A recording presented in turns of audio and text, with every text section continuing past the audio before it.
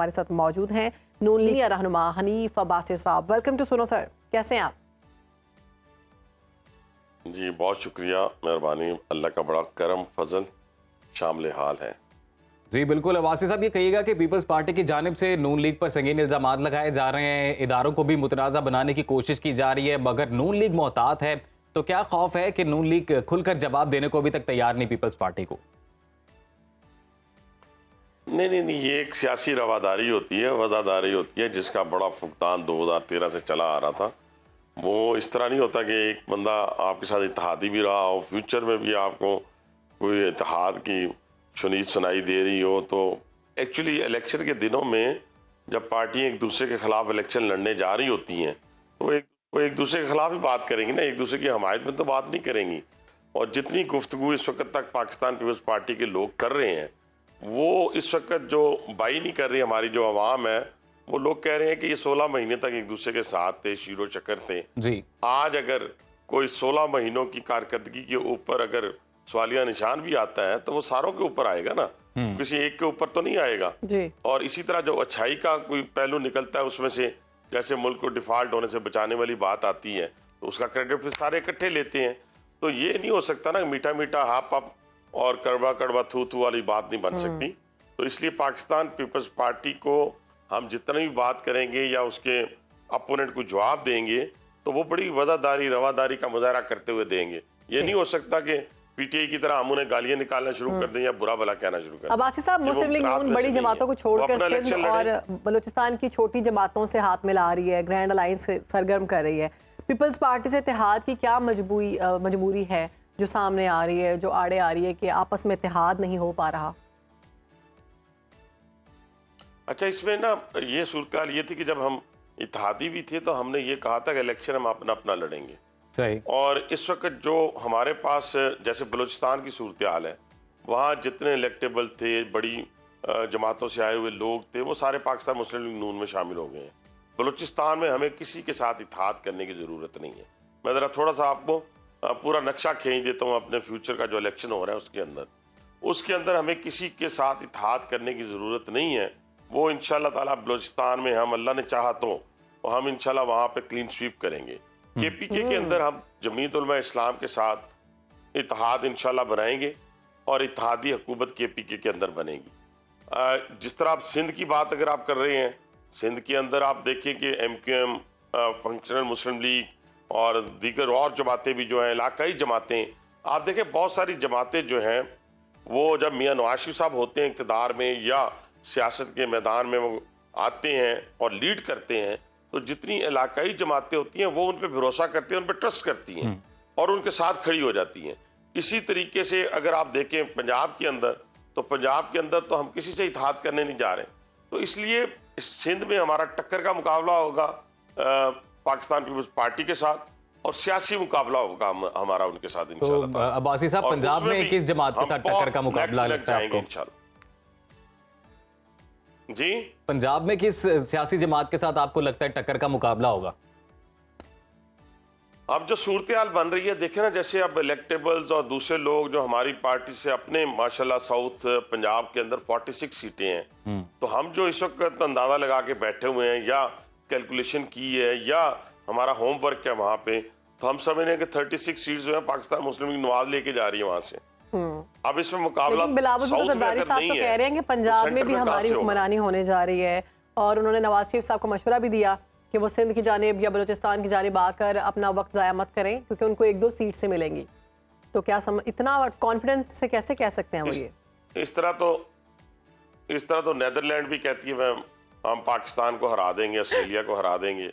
वो मैच से पहले तो हर बंदा यही कहेगा, कमज़ोर तरीन भी होगा तो वो कहेगा जी मैं हम फलां जगह हुकूमत बनाने जा रहे हैं। लेकिन इस वक्त जो पल्स है आवाम की या जो इस वक्त रिस्पॉन्स है लोगों का, वो टूवर्ड्स पाकिस्तान मुस्लिम लीग नवाज है।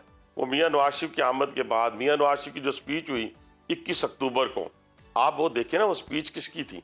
वो एक स्टेट्समैन की थी, एक बड़े बंदे की बड़ी स्पीच थी, जिसके अंदर इस मुल्क को भंवर से निकालने के लिए ज़रूरी है कि हम सब लोगों को साथ लेके चलें। हम इलेक्शन जीतेंगे, अपोजिशन में जो लोग भी आएंगे अभी हम इन उसकी तरह इलेक्शंस के जिद्दी लिए बच्चे बासी की तरह साहब ये नहीं क्या कहेंगे। हिकमत अमली तैयार की गई है नवाज शरीफ साहब की जानिब से, नून लीग की जानिब से, अवाम को किस तरह से रिलीफ दिया जाएगा? आप देखें ना कितनी बड़ी हिकमत अमली, मैंने इलेक्शन की तो आपको बता दी। अब ये रिलीफ उसी तरह मिलेगा जैसे 2013 में मिला था। यानी 2013 में पाकिस्तान के अंदर लॉ एंड ऑर्डर की सूरत, धमाके, बेरोजगारी, महंगाई, ये सब कुछ अरूज में था। लेकिन जब 2017 का पाकिस्तान मियां नवाज शरीफ साहब से छीना गया तो 2017 के अंदर आप देखें कि आटा कितने का था, मैं अभी बता देता हूँ आपको, 35 रुपए का था। आपकी चीनी कितने रुपए की थी, 52 रुपए की थी। आपका यूनिट कितने का बिजली था, 11.5 रुपए का था। 62 बिलियन डॉलर जो था वो सी पैक से पाकिस्तान में, अपना चाइना से सी पैक की सूरत में पाकिस्तान में आ रहा था। 12 इंडस्ट्रियल जोन लगने थे। फिर उसके बाद आप आए, दुनिया पूरी आपकी पुष्ट पे खड़ी थी, मिडल ईस्ट हो, रशिया, चाइना, टर्की, आपका यूरोप, अमेरिका, सबके साथ बराबरी की सतह के ऊपर ताल्लुकात थे और पाकिस्तान तरक्की की मनाजिल की तरफ बढ़ रहा था। जो हमारी तरक्की की शरह थी वो 6% थी। आप ये कैलकुलेशन तो वो है जो इस वक्त डाटा मौजूद है हर जगह के ऊपर, जहां से आप उठाएं देख सकते हैं कि मैं जो गुफ्तगू कर रहा हूं इसमें कितनी सदाकत है, कितना झूठ है। तो उसी बुनियाद के ऊपर, उसी कारकर्दगी की बुनियाद के ऊपर, उन्हीं पॉलिसियों को इम्प्लीमेंट करने के लिए जब नवाज शरीफ इक़्तिदार में आएंगे तो मुझे उम्मीद है अल्लाह के यहाँ के जब 12,000 मेगावाट बिजली हम धरनों के बावजूद, साजिशों के बावजूद, पनामा के बावजूद पाकिस्तान को दे सकते हैं। अब्बासी साहब, वैसे जो दीगर मुख्तलिफ सियासी जमातें हैं उनकी जानिब से ये कहा जा रहा है कि जी कोई स्पेशल फेवर मिल रही है नवाज शरीफ साहब को और किंग्स पार्टी की बातें की जा रही हैं। लाडला, हाँ जी बिल्कुल, लाडला कहा जा रहा है, लाडला कहा जा रहा है जी नवाज शरीफ साहब। अच्छा, पहली बात तो ये है कि ये ज़हन में रखें कि ये जितनी गुफ्तगू मैं कर रहा हूँ इसके अंदर बैलेट बॉक्स की बड़ी अहमियत है। यानी बैलेट बॉक्स से बैलेट निकलेगा तो मियां नवाज शरीफ साहब वज़ीर आज़म बनेंगे, हम अपने वज़ीर आला ला सकेंगे, वज़ीर बना सकेंगे। मैंने कभी नहीं कहा, ना अपनी मेरी किसी गुफ्तगू में आपने सुना हो कि मैंने ये कहा हो कि हमें नोटिफिकेशन के जरिए वज़ीर आज़म बना दिया जाए, हमें नोटिफिकेशन के जरिए वज़ीर आला बना दिया जाए। अवाम की तायद होगी, अवाम हमें वोट देगी तो हम वज़ीर आज़म बनेंगे। तो इस वक्त की जो सूरत हाल है, आपको अब्बासी साहब अभी लग रहा है कि जो दीगर सियासी जमातें हैं उनके लिए भी लेवल प्लेइंग फील्ड है, जैसे कि पीटीआई या पीपल्स पार्टी की जानिब से बारहा ये कहा जाता है कि जब इलेक्शन मुहिम का जिस तरह से आगाज किया जा रहा है उस तरह से फ्री हैंड या खुली ग्राउंड हमें नहीं दी जा रही। देखिए, पीपल्स पार्टी को तो आपके सामने, पीपल्स पार्टी में क्या रुकावट है? किसी पीपल्स पार्टी को क्या हो रहा है? पीटीआई क्या किसी ने कहा है पीपल्स पार्टी को?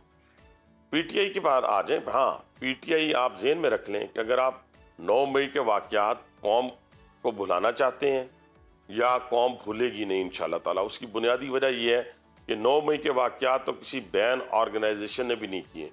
और ये जो वाकया हुआ है, ये जो रेड लाइन क्रॉस हुई है, इसके अंदर जो लोग मुलविस हैं, बच्चा मुलविस है, औरत मुलविस है, मर्द मुलविस है, किसी को नहीं छोड़ा जाएगा, ना छोड़ना चाहिए। और अदालतें भी यही फैसला करेंगी। इनके मास्टरमाइंड किसी को नहीं छोड़ना चाहिए। अब्बासी साहब, नून लीग बार बार ये दावा कर रही है कि 2/3 से अक्सरियत से जीतेंगे।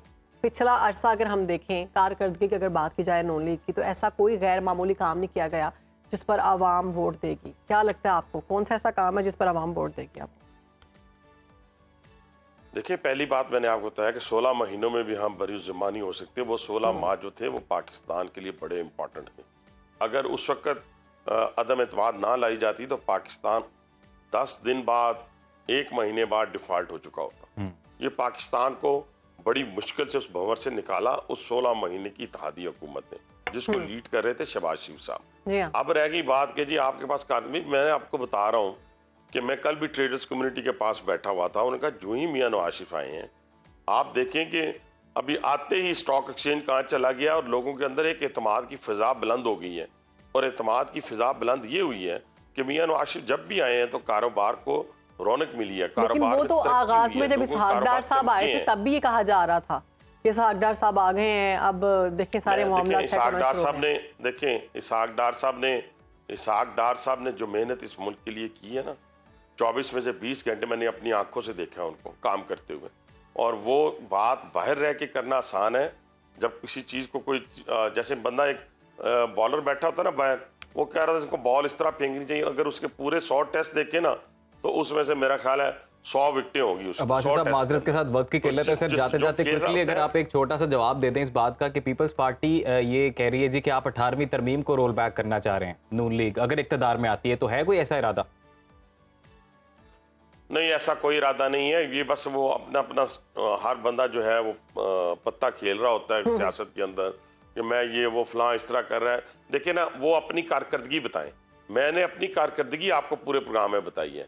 हमारा मुकाबला इन चीज़ों, हमारा मुकाबला ना गालियों में होना चाहिए, ना एक दूसरे की इस तरह का मुखालफत की जाए कि ना माँ बहन और बेटी के हम तकद्दुस को भी पामाल कर दें। ऐसा मुकाबला सियासत के अंदर ये वज़ादारी रवादारी कायम रहनी चाहिए, ख्वाह किसी भी पार्टी की तरफ से हो, हमारी पार्टी की तरफ से हो। पीटीआई ने तो 2013 से में ये वज़ादारी बरकरार रहनी चाहिए। बहुत शुक्रिया हनीफ अब्बासी साहब, आपने अपना खुसूसी वक्त में पाकिस्तान को वक्त दिया और मुल्क की जो मजमूई सियासी सूरत हाल है उस पर अपना तज्जिया पेश। आप कहीं भी हो, वक्त कोई भी हो, बाखबर रहिए दुनिया के हालात व वाक़यात से। अभी सब्सक्राइब कीजिए सुनो न्यूज़ के YouTube चैनल को और क्लिक करें बेल आइकन को, ताकि आप हमेशा बाखबर रह सकें।